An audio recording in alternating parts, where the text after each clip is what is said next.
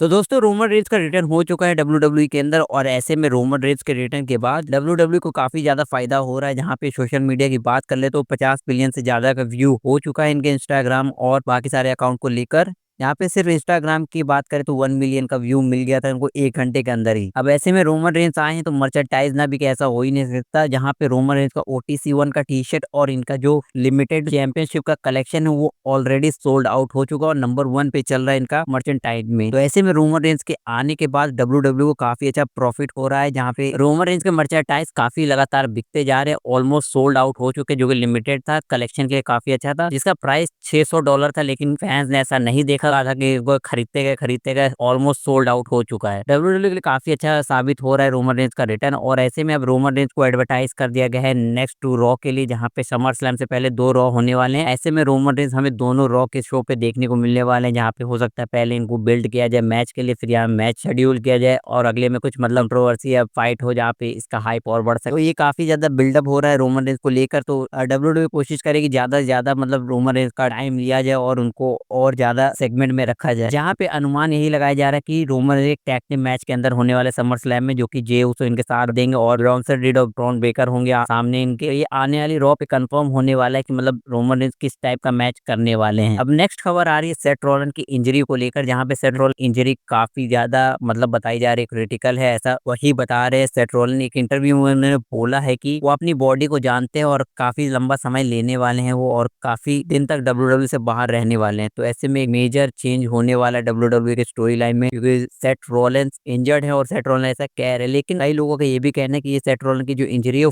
Fake है, ज्यादा major injury नहीं है सेथ रॉलिंस को, जहाँ पे सेथ रॉलिंस मतलब रिटर्न कर सकते हैं जल्दी ही और ऐसा सरप्राइज ऑडियंस को देंगे जैसे कि मतलब सब सोच रहे होंगे कि सेथ रॉलिंस तो है ही नहीं। ऐसे में वो अनएक्सपेक्टेड रिटर्न करेंगे डब्ल्यूडब्ल्यू के अंदर, जहाँ जो कि शॉक कर देगा डब्ल्यूडब्ल्यू फैंस को और ऑडियंस को कि मतलब ये कैसे आ गया, ये तो भाई इंजर्ड था। हो सकता है इसी टाइम पे वो कैश इन कर दे, ये सब बताया जा रहा है। अब देखते हैं। यहाँ पे सेथ रॉलिंस तो अपने इंटरव्यू में कह दे कि वो मतलब इंजरी से ज्यादा मतलब लंबा समय लेने वाले वो डब्ल्यूडब्ल्यू में काफी दिन तक दिखने वाले नहीं। तो ऐसे में अब क्या होता है वो तो देखने के बाद पता चलेगा। फिलहाल आपका क्या कहना है इसके बारे में कमेंट बॉक्स में बताइए। बात कर लेते हैं नेक्स्ट स्टोरी के बारे में, जो सीएम पंक से रिलेटेड है और ये बड़ा शॉकिंग है, मतलब बड़ा अजीब सा भी है। जहाँ पे सीएम पंक बताते हैं कि 2018-19 बीच में उनकी एक मीटिंग हुई थी विंस मैकमैन के साथ और ट्रिपल एच के साथ उनके रिटर्न को लेकर डब्ल्यूडब्ल्यू के अंदर, जहाँ पे उनके बीच में हैंडशेक भी हुआ था। लेकिन उसके बाद विंस मैकमैन ने उनको घोस्ट कर दिया था, मतलब उनको इग्नोर करने लगे थे सीएम पंक को। उसके बाद उनका रिटर्न करने का कुछ बना ही नहीं और उसके बाद हमें पता है कि सीएम पंक एडब्ल्यू में चले गए थे। उसके बाद अभी ट्रिपल एच आए, उसके बाद सीएम पंक रिटर्न किए हैं डब्ल्यूडब्ल्यू के अंदर। तो ऐसे में मतलब जब उनको मतलब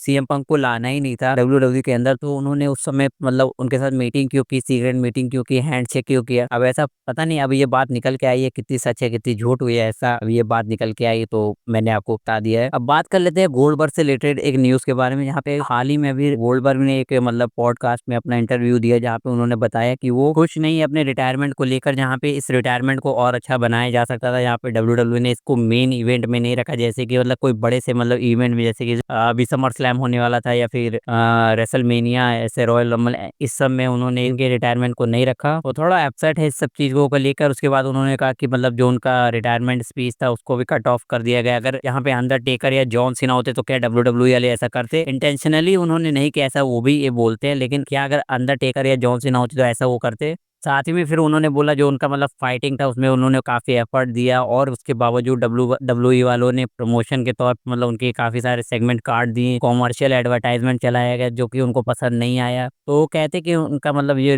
रिटायरमेंट है और ये डब्ल्यू ने रिकॉग्नाइज नहीं किया और उनको रिस्पेक्ट नहीं दिया जितना वो मतलब डिजर्व करते थे। तो ऐसी ही सब बातें उन्होंने एक पॉडकास्ट में बोली है। अब इसी के साथ नेक्स्ट स्टोरी पढ़ते हैं। जैसा कि हमें पता है रैंडी ऑर्टन और ये रोल वर्सेस ड्रू मैकिंटायर और लोगन पॉल का मैच होना है। तो ऐसे में अभी एक इंटरव्यू हो रहा जिसमें जेली रोल, रैंडी ऑर्टन और ड्रू मैकिंटायर थे अपनी इस सेगमेंट को काफी अच्छा बनाने की कोशिश कर रहे हैं और एफर्ट काफी ज्यादा मार रहे हैं। जैसा कि अभी इनके बारे में ये भी खबर निकल के आई है कि उन्होंने अपना मतलब जो लोकेशन है वो रिलोकेट किया क्योंकि वो ट्रेनिंग कर सके डब्ल्यूडब्ल्यू के सेंटर में, यहाँ पे वो डेली मतलब आ रहे हैं, अपना मतलब प्रैक्टिस कर रहे हैं, ट्रेनिंग कर रहे हैं 7 ओवर्स के अंदर और इन सब के अंदर की मतलब वो अच्छा परफॉर्मेंस दे सके समर स्लैम के अंदर। तो 3-4 हफ्ते हो चुके हैं उनको अपनी ट्रेनिंग को देते हुए, तो काफी अच्छा वो एफर्ट लगा रहे हैं और कोशिश कर रहे हैं कि वो उनका समर स्लैम का जो मैच है उसको अच्छा डेडिकेट कर सके और अच्छे से मतलब रेसल कर सके। तो भाई ये होता है पैशन डब्ल्यूडब्ल्यूई के अंदर। अगर आपको फाइट वाइट करनी है तो मतलब मानते हैं स्क्रिप्टेड है, लेकिन जो डेडिकेशन लोग देते हैं मतलब डब्ल्यूडब्ल्यूई के अंदर मतलब लड़ने के लिए और मतलब इस चीज को और बेहतर बनाने के लिए, अपने मैच को और ज्यादा बेहतर बनाने के लिए, तो जेली रोल काफी मतलब कोशिश कर रहे हैं कि अपने मैच को बेहतर बना सके। और उनका ये डेडिकेशन काफी मतलब प्रोत्साहित करने वाला है कि हाँ भैया अपना मैच वो करने के लिए मतलब ऐसे फालतू में नहीं आ रहे, मैच करना है तो भैया सही से करने वाले हो। तो लास्ट न्यूज की बात कर लेते हैं, जहाँ पे रोमन रेन एक्सपेक्टेड है कि समर स्लैम के बाद ना दिखे, क्योंकि समर स्लैम के बाद उनकी शूटिंग चालू होने वाली है स्ट्रीट फाइटर के लिए, जिसमें कॉडी रोड ऑलरेडी हैं, रोमन रेन से और अपने इंडिया से विद्युत जमाल हैं। तो इस मूवी में ऑलरेडी काफी फेमस फेमस नेम हो चुके हैं। तो ऐसे में एक्सपेक्टेड है कि रोमन रेन समर स्लैम के बाद नहीं दिखेंगे, क्योंकि उनकी शूटिंग का पार्ट चालू होने वाला है। और बताया भी गया है कि जो मूवी की शूटिंग है वो समर स्लैम के बाद है, और समर स्लैम के बाद है तो कॉडी रोड तो अपनी शूटिंग के लिए निकल ही जाएंगे। और ऐसे में रोमन रेंस को भी जाना पड़ेगा, और ऐसा नहीं है कि